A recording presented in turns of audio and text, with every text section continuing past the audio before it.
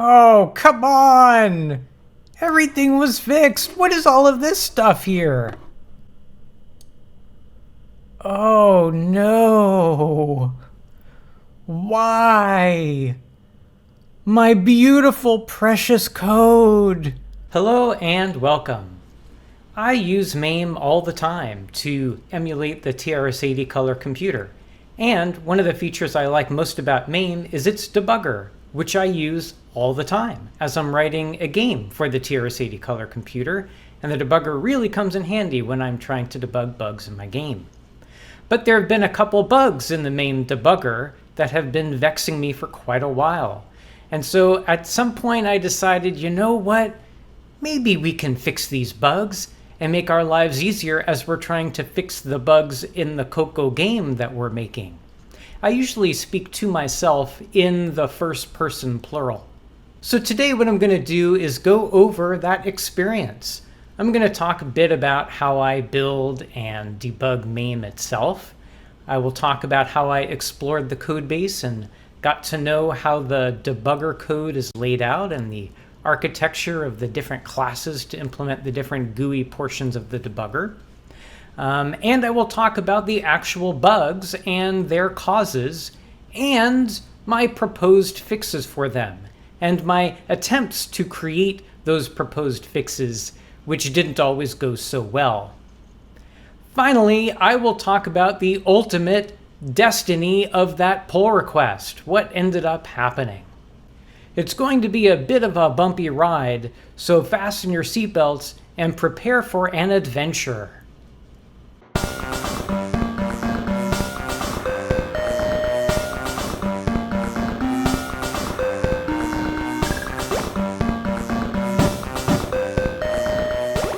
So to start with, let's just take a look at the bugs that I'm trying to fix. So we see here the debugger window, and in this case we're showing on the right hand side the raw opcodes. So keep this in your memory. This is what the right side is supposed to look like. I'm gonna shrink it. You'll see we get a scroll bar, which is very nice. Now let's start scrolling to the right. Do we see what we had seen before? Is it still there? Nope. Oh, what's that? Can I stretch it out here a bit? Oh, goodness. That's a little crazy. Almost. It's almost back. It's almost. Okay, there we go. So that's bug number one, the scrolling, the resizing, a little bit strange, not doing quite what it's supposed to do. Let's take a look at the second bug. For the second bug, I am going to switch to comments view, and I'm going to set a breakpoint to a place where there's going to be some comments. Let's go. I'm going to load some program. All right, and we hit the breakpoint, and here we go. These are the comments. They're showing up very nice. But you'll see things are a bit cut off. Here's the actual comment file, and you can see some of these comments aren't too long. If we take a look at the one that's marked 234, you'll see it extends here. After draw rotated BG, there's some extra stuff after that. But here on line 234, after draw rotated BG, there's just nothing. It's clipped off. It's like sort of floating out here. And as I step further along, you'll see very clearly, yep, things get cut off, and there's no scroll bar. And so you'd say, okay, fine, let's just resize it. Won't do it. Won't do it. I can shrink it, but I can't go any further. And in combination with that other bug, if I shrink it enough and start scrolling, I might get some real weird stuff going on. So those are the two things, the scrolling odd behavior and the fact that I just can't get this wide enough or get a scroll bar when the comments are too wide. Since this video is about the experience that I had working on this bug, what better place to start than building? In this past video, I talked a bit about my discovery of using CLang linker when you use the CLang linker, things go way faster. So that was quite a speed up for my development experience. But I also found out there's something else I can do to make my life easier. I had been using symbols equals 1, so I would have debugging symbols, but I continued to have the default optimization setting, which is optimize equals 3. That meant that while I was debugging MAME, lots of things got jiggled around, variables disappeared, functions got inlined, and it just made it overall a pain in the butt. What I really wanted to do was add this, but I couldn't. When I added this, I got bizarre errors. For example, I got this fatal error: I can't write 37 bytes to section.txt of blue blue blue blue blue, file too big.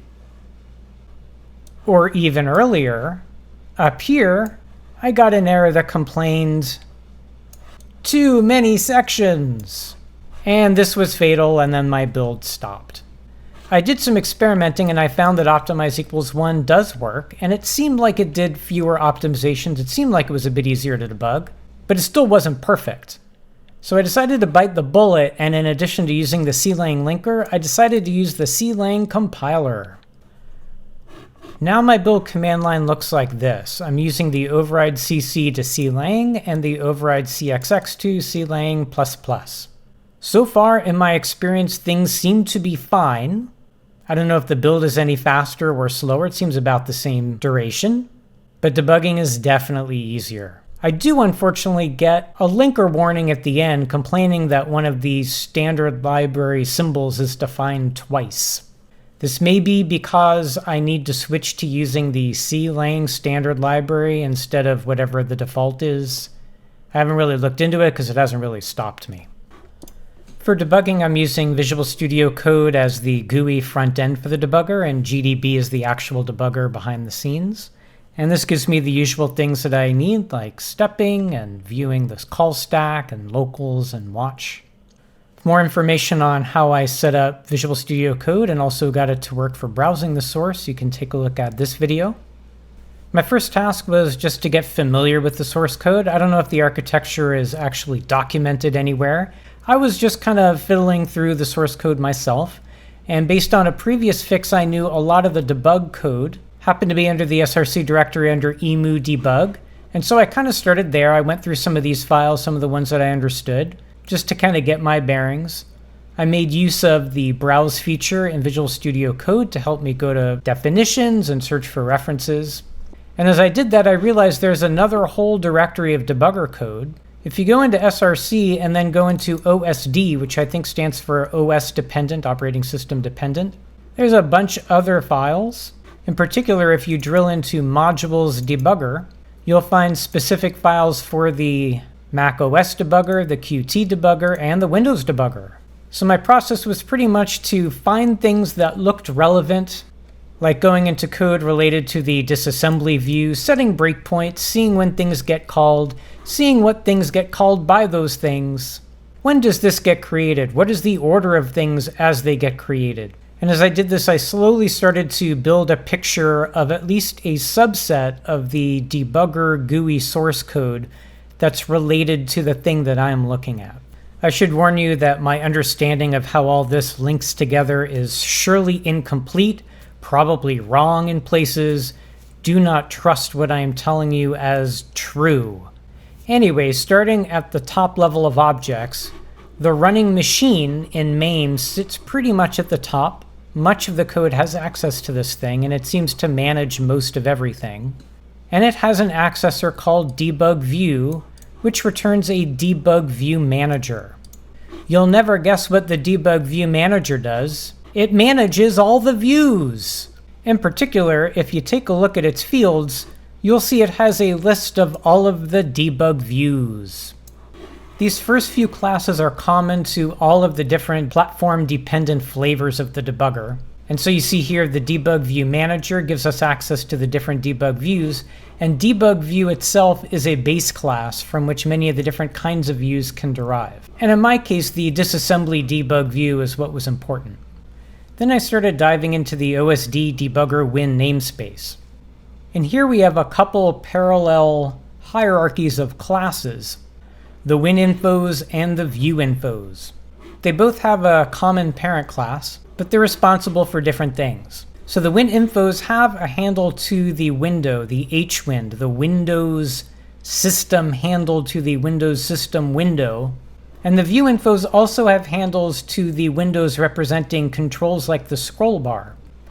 The WinInfo hierarchy does seem to be responsible for the main Windows proc functions. So if you've done Windows programming before with the old Win32 desktop paradigm, you're probably used to implementing something like a window proc that takes a message, and then you have a huge case statement that takes cases on what that message is, and then responds in response to what it should do for that message.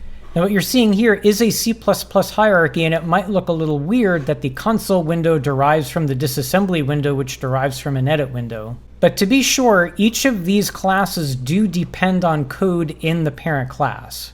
So this separation is making use of common code, getting it factored as high up the chain as you can. For example, you might think, well, the console window has nothing to do with the disassembly window. Why on earth would it derive from this? The console window really is a collection of multiple child windows. And I mean child not in the C++ hierarchy sense, but child in the Windows system windowing sense. You have a disassembly child window. Here's your traditional console window where you type in commands and then you view the results here. Here is the registers or state window, and you've got some menus here. And from the menu, you can open up a dedicated disassembly window as well. And so this is going to be a different class than this, but they are going to share a base class because they do some things in common.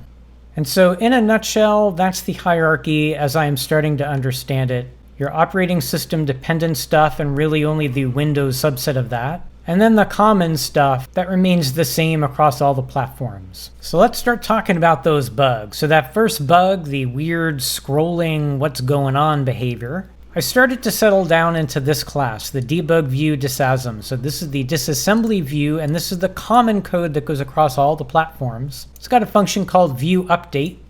It's responsible for generating the disassembly, and then it does a couple interesting things. Complete information. This is the part that's responsible for taking the comments that have already been read out of the file and they've been stored here, and then sticking it into this disassembly structure. It is when this code runs that we have our first chance to know that the width needs to increase. If our window is to adapt to a changing width of data that it's trying to show, this is the place that it needs to happen. And when complete information is done, and we return back here, then we call redraw.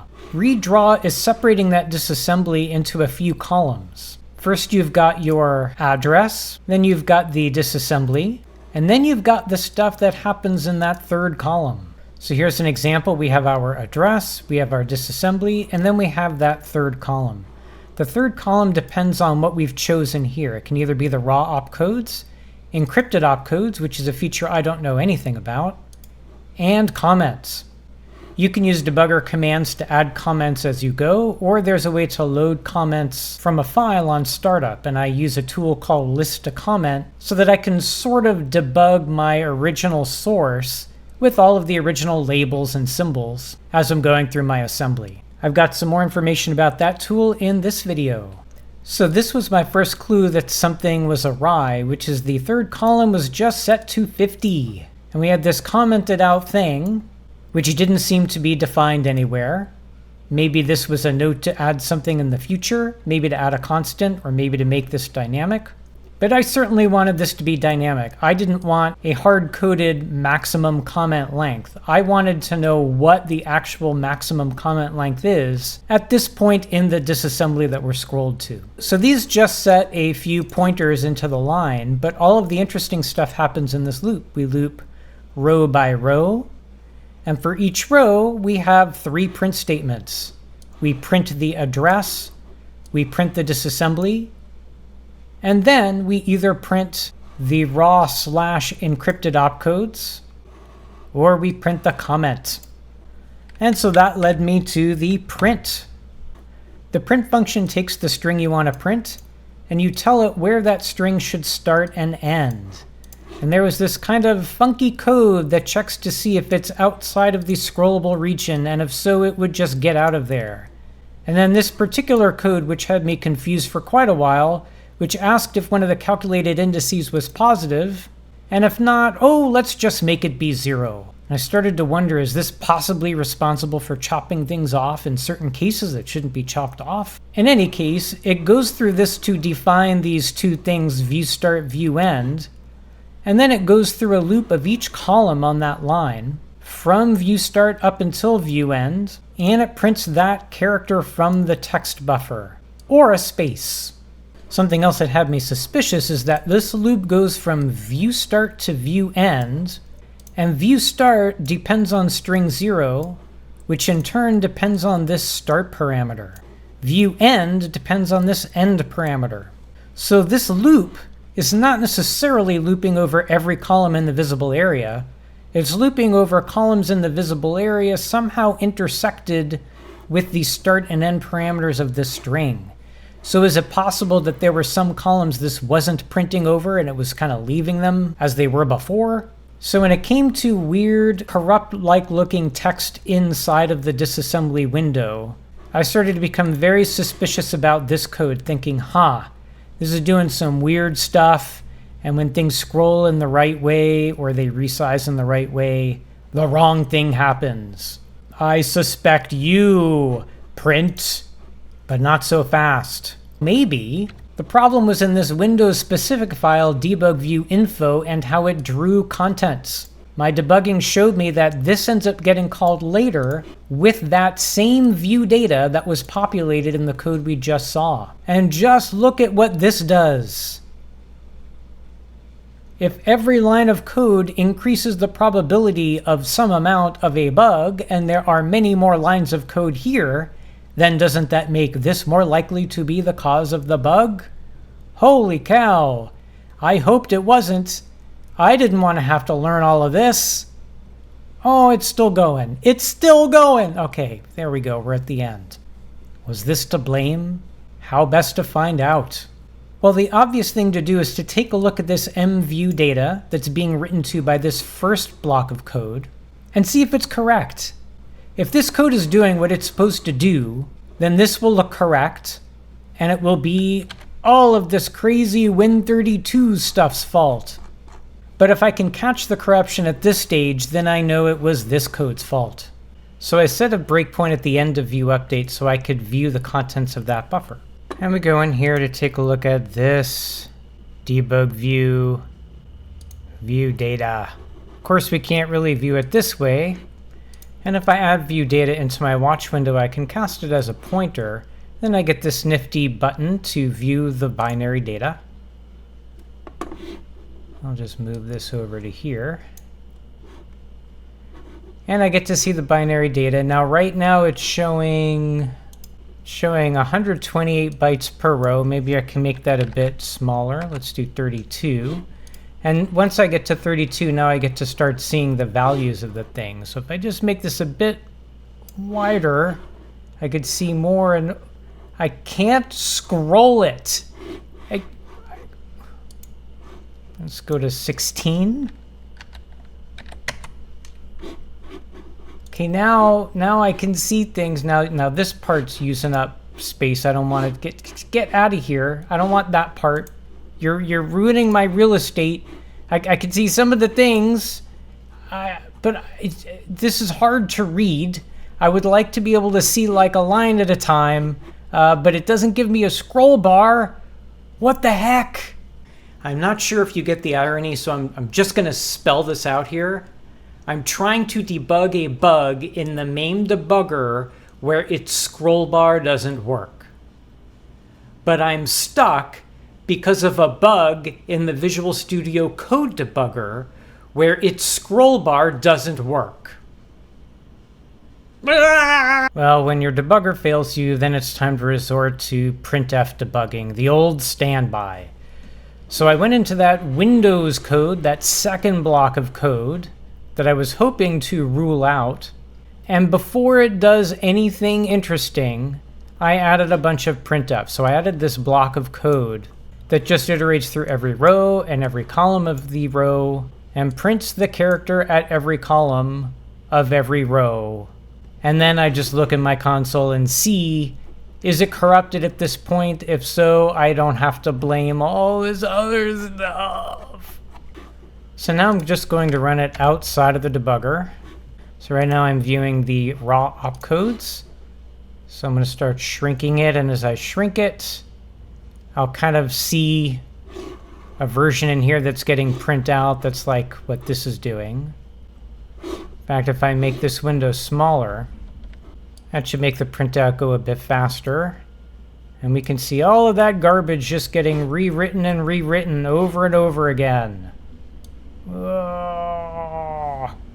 So I made a couple changes. First of all, I did what I've been wanting to do for a while. I just rewrote print. So all this code in green is the old code, gone, replaced with just this loop. I don't have any weird things that say if it's negative, then make it be 0. I don't have any weird things that say skip the entire function if something is less than something else.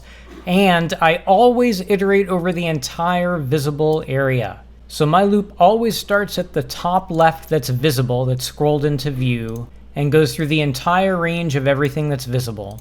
I do have this, and this just simply says if you're looking at a column that comes before the caller wanted us to start printing the string, skip that column, don't put anything there.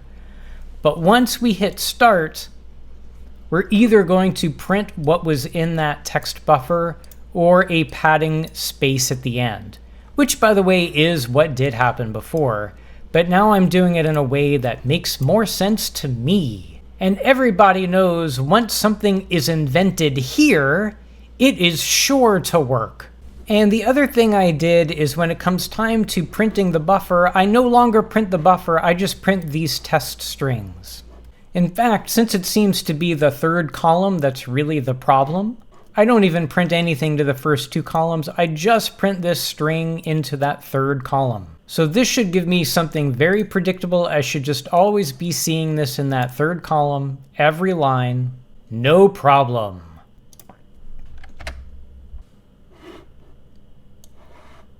Ah! Oh, come on! Everything was fixed. What is all of this stuff here? Oh, no. Why? My beautiful, precious code. What is it doing? After doing some swaps between the new code and the old code, it appears that my new code does exactly the same thing as the old code. Exactly the same. The good news is I now had a very simple, consistent, reproducing test case. So I just debugged this by hand. I traced through the code line by line, looking at what was supposed to happen, trying to gain an understanding of why my beautiful, precious code is no better than the previous code. And that's when I realized that there was absolutely nothing wrong with this function. The problem was how it was getting called for that third column. The first column was fine.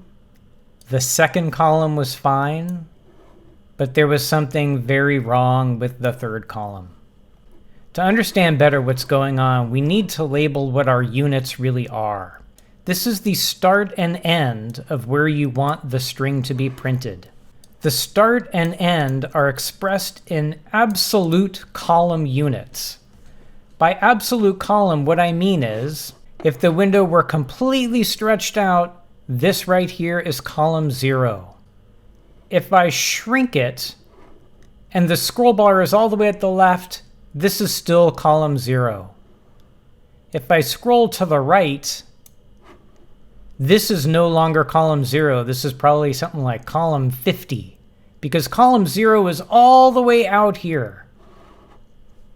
So the absolute columns tell you, regardless of how things are scrolled, where it lives in that view.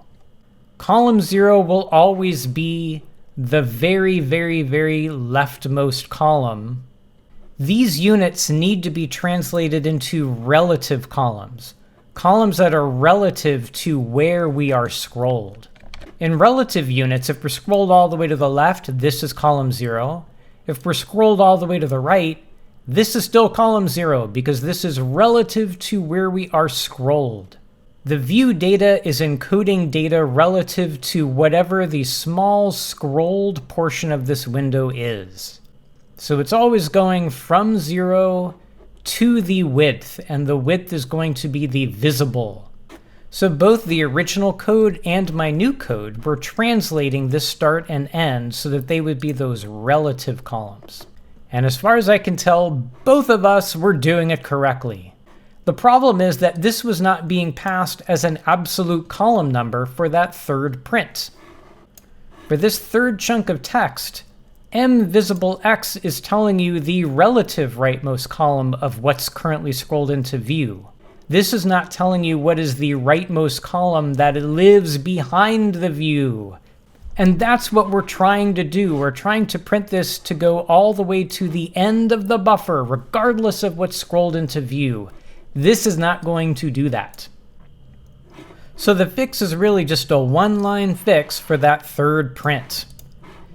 The old code used to pass the relative column for what's on the rightmost portion of the visible portion scrolled into the screen. I just needed to translate that into an absolute column. So I take the absolute column of what's scrolled into the left part of the screen, and simply add to that the width of the visible portion of what is scrolled into that pane. Now I have the absolute column of what is at the right side of what is scrolled into view. And that one simple fix fixed the problem. Now there were some other places that needed to be fixed similarly in that same function, and then this ellipses stuff needed to be rethought a bit, but otherwise that's really it. So in the end, my fix reverted back to the original code, cleaned up a little bit for the current coding conventions. Because it doesn't matter if I understand one version of code more than another, there's no reason to fix something that is not broken. I can't even make a case that it was objectively more confusing than my code. It was only subjectively more confusing because I didn't write it. Tough luck for me. And the fix in the calling code is to create a variable that keeps track of what the actual rightmost column in the scrolled portion of the view is in absolute units, and then just use that in all of the prints. And now when we have a bunch of stuff here, if I shrink the code and then start scrolling, there it is.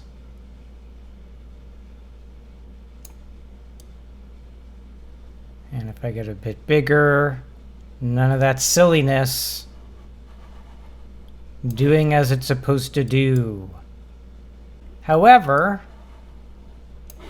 I still have that other problem.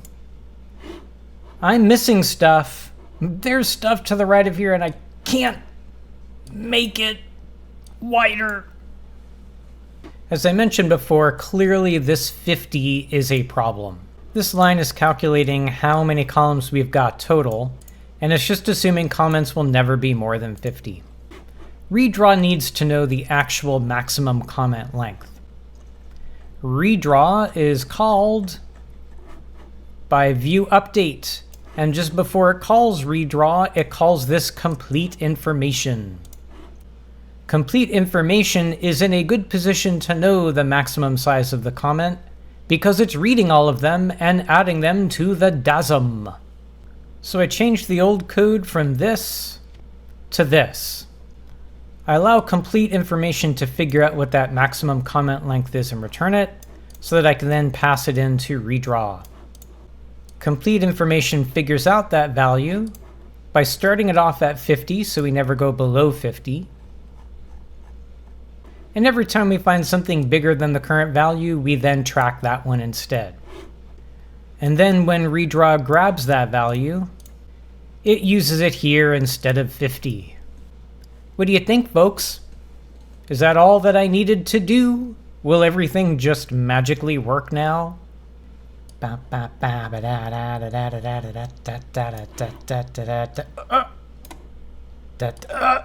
Nope, of course not.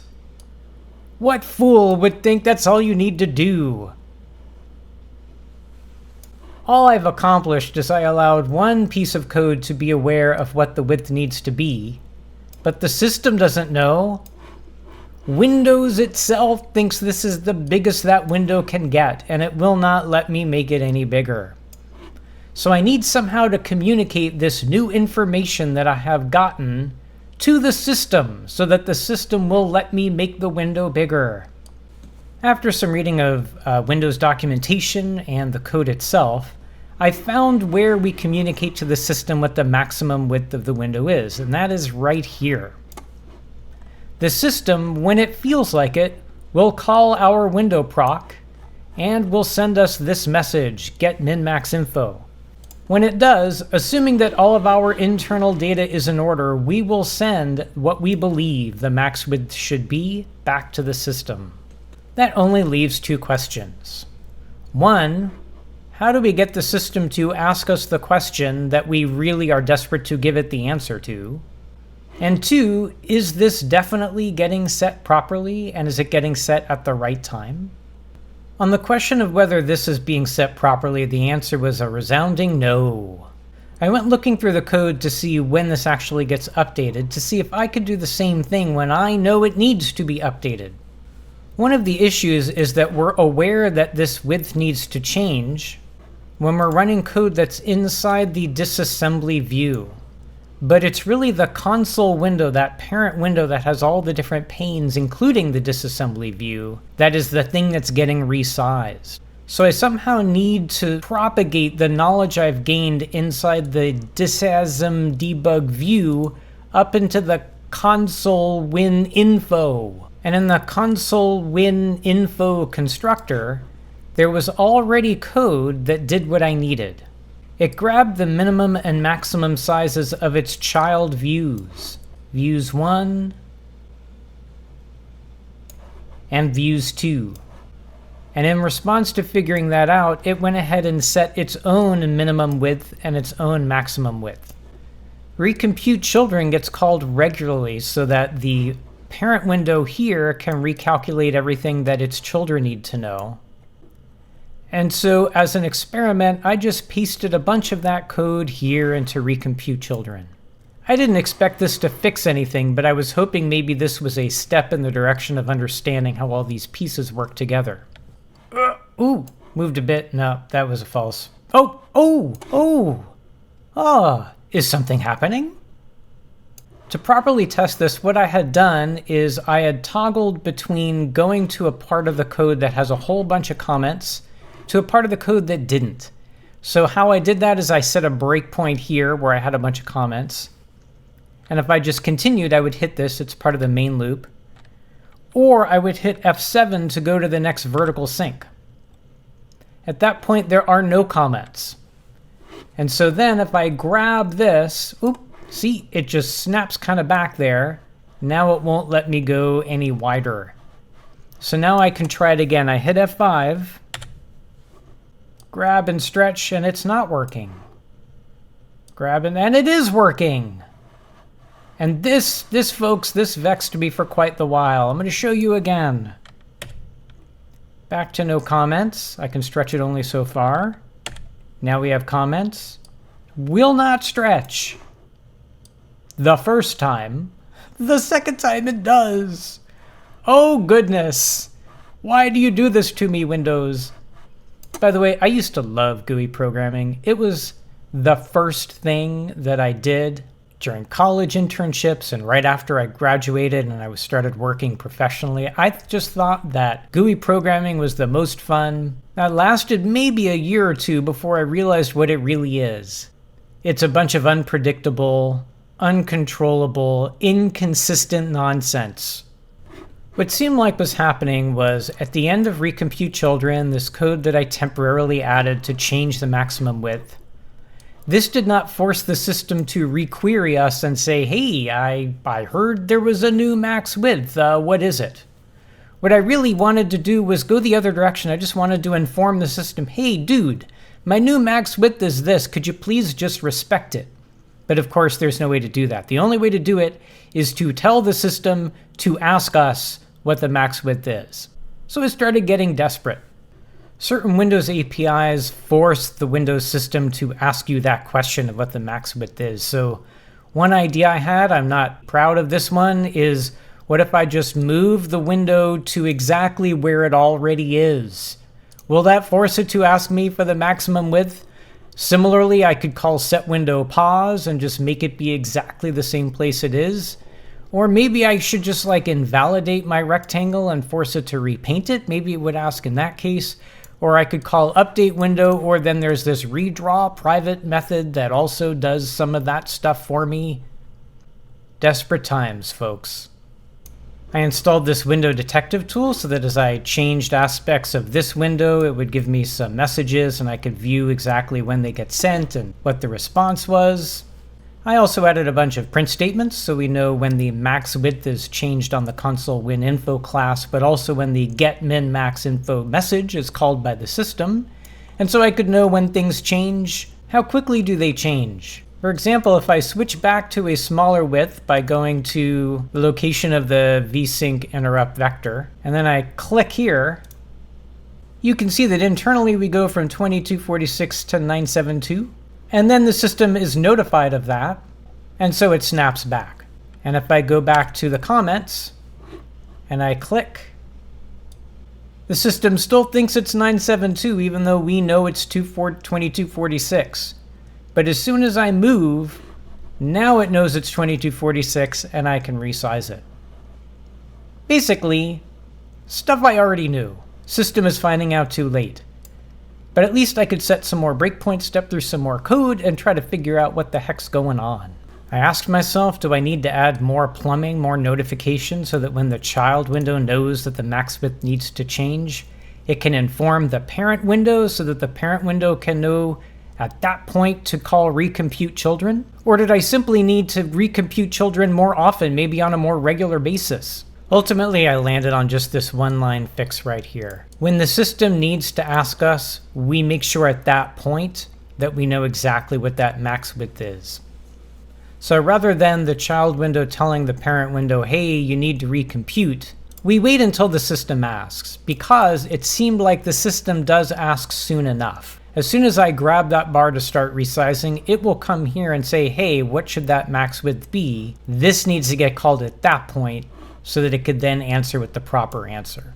I felt a little bit better about this knowing that it is also called in response to other messages. So I figured, okay, that seems like a thing to do. And it certainly fixed the problem. Oh hey, let's take a look at the fix. So right now the window is not wide and does not need to be wide. I cannot make it wider. Now we've got some comments. It should be able to be wide. Click drag, first time, there we go. And I can scroll OK. Now it looks like it's getting much larger than it needs to, but that's only because there's more that's been loaded in here. There are more rows that have been loaded into the disassembly view than you can see, and some of those rows go all the way out to here. But let's go to another part of the code using the go to the next interrupt trick. So now it's much wider than it needs to be. So if I go to resize it, it snaps back, and that becomes my new max width. It's a little hokey. You could make the argument that it should just resize itself. I go back to the comments, click drag, first time. I opened a pull request with fixes for both problems. And the good news is the fix for the first problem, where you get garbage on the right side of the screen as you resize or scroll, was accepted without any issue. Unfortunately, the fix for the second problem, where the window will not resize and let you see the full extent of that right chunk of text, was problematic. This change is fundamentally incompatible with the Coco debugger. Foiled by the Mac. I don't have a Mac. I don't know anything about Mac development. So it wasn't too much of a surprise that stuff that I was doing that was OS dependent might not apply properly to all of the different platforms. Eventually, I landed on the following fix, which made most of the work that I had done for this problem pretty much for nothing, Or I guess I should say for my amusement only, as it did not end up contributing to the code base. I reverted much of the code for this fix back to how it was before, so now the total width is still going to be limited to only 50 columns for the comment, and no longer am I doing that special code in recompute children or calling recompute children when the get min max info message is sent to us. Instead, I completely leave alone the default max size and max tracking size that the system would normally use. I don't consult my max width, I don't consult my children's max width, I just leave these as the default that the system set, which is merely the width of the screen. So for example, if there's nothing much to show, you can still make this window as wide as you want. And if there is something to show, again, you can just make it as wide as you want. You'll notice the scroll bar isn't quite right anymore. The scroll bar only lets you scroll up to a 50 column comment max. Once the width of the window goes beyond that, the scroll bar doesn't think it needs to be there because it thinks this is the end. But since you can resize the window as much as you want, you can reveal that, yeah, there actually is stuff there. It's a bit hokey, but it gets the job done. And most importantly, it is compatible with how the Qt debugger works and possibly how the Coco debugger works as well. And thus concludes my odyssey into my bug fix of the Debugger GUI in MAME. As always, thank you for watching. As we're trying to fix the bugs in the Coco game that we're making, I usually speak to myself in the first person plural. So today, what I'm going...